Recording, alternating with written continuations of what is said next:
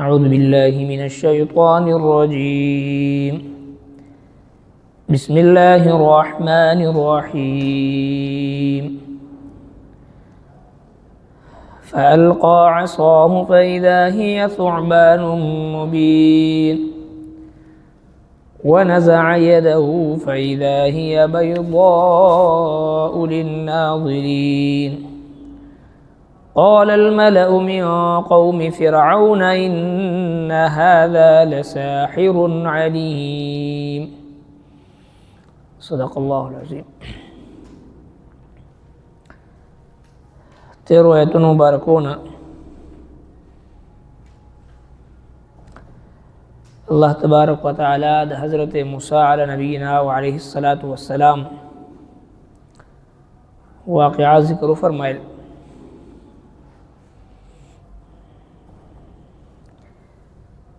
حضرت موسی علیہ الصلاة والسلام د الله تبارک و تعالی په حکم باندې راغی او د زمانه ظالم جابر او د خدای دعوا کون کی بادشاہ وقت فرعون مختا کلمه حق وی د اسلام د ایمان دعوتی ورکو او بیا دویمه خبره دا ورته وکړه چې دا بنی اسرائیل چې کم تا خپل غلامان جوړ کړي دي دا آزاد کا او ما سره پرې د چیزې بوزم. فرعون د حضرت موسی علیہ السلام نه د معجزې مطالبه وکړه کته رښتینی پیغمبر نو سه معجزه ښکارا کا. نو ابتداء حضرت موسی علیہ السلام ته دو معجزات ورکړې شو، یو عصا او دویم ید بیضا. عصا هغه امسا وا چې موسی علیہ السلام چې کله اورزو دا غینا اول فرصت کې مار جوړ شو او بیا غټیدا دا غینا اجدها جوړ شو او هغه ټول مارانی چې کم د پړونه د خلکو نظربندي کړو او مارانی تی جوړ کړو ساحرانو جادوګرانو هغه ټول تیر کو. او موسی علیہ السلام چې بیا رونیو نو دا غینا بیا عصا جوړ شو او دغه عصا وا چې کله په کانې باندې وو من حسنتا 10 عینا بنی اسرائیل 12 قومونو 12 چینی تی روان شوي. دغه عصا وا چې کله د الله په حکم باندې فضرب بعصاك البحر بحر قلزم باندې چې کله وو نو پاغي کې 12 لارې جوړ شوي. نو دغه امسا و د حضرت موسی علیہ السلام او دویم ید بیضا یعنی پړکیدون کی او زلیدون کی سپین لاس به ترخت دنه کو چې رب هر رويستو نو هغه د نور په شانتي زلیدو بغیر د صعيب نو بلکې دا معجزه د حضرت موسی علیہ السلام. او چې کله دغه معجزه حضرت موسی علیہ السلام فرعون مخ ته کې خودو نو جواب مخ کې نه دا ملو شو چې دا خو ښکارا او پوی جادوگر دی سحر دی نعوذ بالله. فالقى عصاه پس اورزول دی امسا خپلا فاذا هي نو فورا اغا ثعبان مبين اجدها شو اخکارا ونزع يده او رويستلو د لاس خپل فاذا هي نو فورا اغا اخکارا شو بيضاء للناظرين روخان لدن کوتا. قال الملأ اول سردارانو من قوم فرعون د قوم د فرعون ان هذا لساحر بشک دا چې لساحر علیم جادوگر دے پوها. نو دغه دو معجزات حضرت موسی علیہ السلام ورته مخ ته کې خودو عصا او ید بیضا. مخنا جواب دا ملو شو مخکنا چې دا خو ساحر دی او پوی ساحر دی، اعوذ بالله. دغه سي معجزات جناب نبی کریم صلی الله علیه وسلم خپل قوم مخ ته کېښودو. ځکه قرآن کریم کې الله تبارک وتعالی د حضرت موسی علیه السلام واقعات ډېر زیات بیانوي. د هغې وجه دا ده چې د نبي علیه السلام او د حضرت موسی علیه السلام په خپل منځ کې په ډېرو شیزونو کې موافقت دی. څرنګه چې حضرت موسی علیه السلام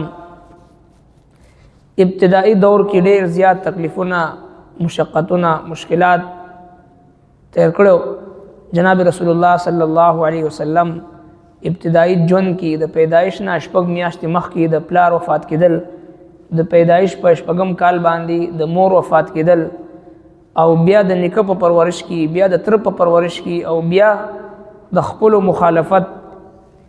دغه شان څرنګه چې حضرت موسی علیه السلام د مجبورۍ په بنا باندې خپل کور، کلی، مور و پلار هر څه پرېښودو باندې مجبور شو، هجرت یې وکړو، پردې وطن کې مسافري، تکلیفونه د سفر هغه برداشت کو. دغه شان جناب رسول الله صلی الله علیه وسلم د الله د دین سربلندۍ دپاره هجرت وفرمایل. خپل کور، رشتہ داران، عزیز و اقارب، خاندان، برادری دا هر څه پرېښودو. د مهاجرت ژوند چې انتهایی مشقت او د تکلیف نه ډکه زندگی وي هغه اختیار کو. او څرنګه چې د حضرت موسی علیه السلام خلاف دغه د قتل دپاره د فرعون په شانتي ظالم جابر یو لوی لښکر هغه تیار کړو. الله تبارک وتعالی د حضرت موسی علیه السلام حفاظت فرمایل. د نبی کریم صلی الله علیه وسلم د قتل دپاره، د جلا وطن کولو دپاره، د قید کولو دپاره دغه سي سازشونه او مکر و فریب وشو. الله تبارک وتعالی د نبی علیه السلام حفاظت فرمایل. او څرنګه چې نبی کریم صلی الله علیه وسلم مبارک فرمایي چې د موسی علیه السلام د زمانه فرعون زما د زمانه د فرعون په مقابله کې چې دی هغه کمزور یو. ځکه د موسی علیه السلام د زمانه فرعون چې کله په ډوبېدو باندې شو او بحر قلزم کې غرق کېدو، نو په دې وخت کې وایي چې په کم رب باندې آمنا برب موسی و هارون، چې کم رب باندې موسی علیه السلام او هارون علیه السلام ایمان وروړي، د ما هم په ایمان وروړو. چونکه د الله د عذاب راتلو نه بعد بیا توبه نه قبلېږي، بیا ایمان نه قبلېږي. نو لہذا د نبی علیه السلام د زمانې فرعون ابو جهل چې کله مړ کېدو، عین د مرګ په وخت کې چې کله معاذ او معوذ رضی الله عنهما دلره د اسب نه راوغورځئ، عبدالرحمن ابن عوف رضی الله عنه په سینه باندې کینی او گردن ورنه کټ کوي. عین په دغه وخت کې دغه د نبی علیه السلام د زمانې فرعون ابو جهل وی زما سر د ښکته نه کټ کا، چې زما سر چې کله په مړو کې پروت دی چې ښکاري چې دا د سردار سر دی.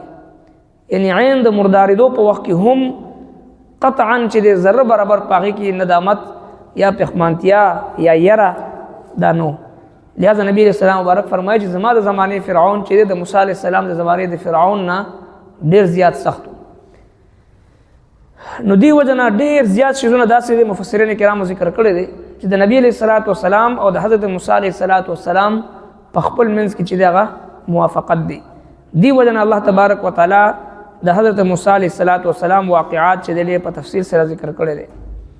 او بل څرنګه چې موسی علیه السلام چې معجزات مخې ته کېښودو، د قوم طرف نه دا جواب راغی چې دا ښکاره سحر دی. جناب رسول الله صلی الله علیه وسلم چې کله د قرآن کریم معجزه خپل قوم مخې ته کېښودو، داسې نور معجزات مخې ته کېښودو، او د نبی علیه السلام مبارکه زندگی په خپله باندې د نبی علیه السلام اخلاق، کردار، حسن و جمال، هغه چهره انور، بهترین معاملات، بهترین لین دین، 40 کاله زندگی د نبی علیه السلام دا په خپل ځای باندې یو معجزه وه. د رسول الله صلی الله علیه وسلم هغه ښکلي اخلاق، وانک لعلی خلق عظیم، اخلاق عظیمه، هغه بهترین اسوه حسنه، ښکلي حسن و جمال، او 40 کاله د بچپن او د شباب او د ځوانۍ هغه عروج په کم قوم کې، په کم علاقه کې، په کم کلی بستۍ کې هغه تیر شوي وي. د نبی صلی الله علیه وسلم دغه سلويخ کاله په خپل ځای باندې یو مستقل یو معجزه وا چې کله دا د قوم مخ ته کې خودو نبی صلی الله علیه وسلم فرمایل ورته فقد لبثت فيكم عمرا من قبله افلا تعقلون سلويخ کاله ما په تاسو کې تیر کړی تاسو کې عقل نشته زما د سلويخ کالو جون کې تاسو چرته یو په دروغ باندې لیدلم په دې سلويخ تو کالو کې چرته په یو دوکه باندې یا په یو غلط کار باندې تاسو لیدلم چرته یو لغزش او خطا باندې تاسو لیدلم ما وجدناک الا صدقا پر قوم د طرفنا بیک زبان د आवाज راځي چې پیغمبر ما وجدناک الا صدقا محمد صلی الله علیه وسلم سوای د صداقتنا تم په بل سیس باندې نه لیدلی نبی علیہ السلام فرمایي چې زما د سلويخ کالو کیریئر او کریکټر او کردار تاسو مخ ته موجود دی او تاسو د غیر صداقت شهادت او گواهی ورکوي تاسو په خپل باندې ماته صادق او امین وای نو لهذا استاسو دعوت در کوم چې قولوا لا اله الا الله تفلحون د لا اله الا الله دعوت ولورکو په دغه وخت د موسی علیه السلام د قوم په شانتي ورته وی چې تساحر او جادوګر او مجنونی دی وجه الله تبارک وتعالى د حضرت موسی علیه السلام له واقعات ذکر کړي د نبی علیه السلام سره ډېر زیات مشابهت او موافقت لري ربنا تقبل منا انك انت السميع العليم وتب علينا انك انت التواب الرحيم